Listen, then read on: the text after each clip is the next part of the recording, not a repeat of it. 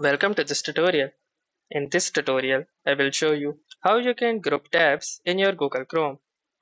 Grouping your tabs will help you easily access your tabs, or also you can separate them from the other tabs in your Google Chrome windows.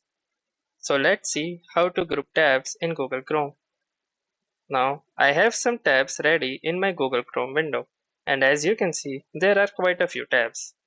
Now, if you want to group a particular tab, first you need to do is create a group.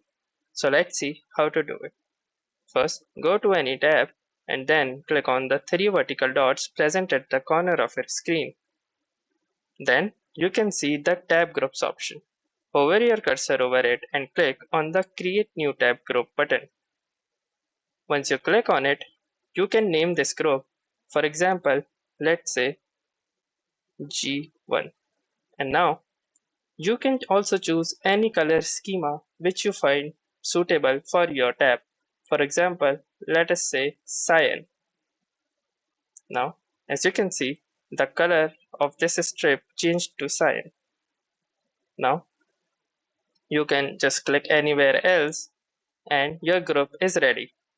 Now, if you want to add other tabs into this particular group, all you need to do is go to the tab which you want to add to this group, and once you go to that tab, simply right click on that tab. Once you do, you can see the option Add tab to group. Now hover your cursor over it and you can select any of the groups. Right now we only have one group, that is G1, so I will click on G1. And as you can see that now two tabs are appearing with a cyan line. That means that these two tabs are in the particular group G1.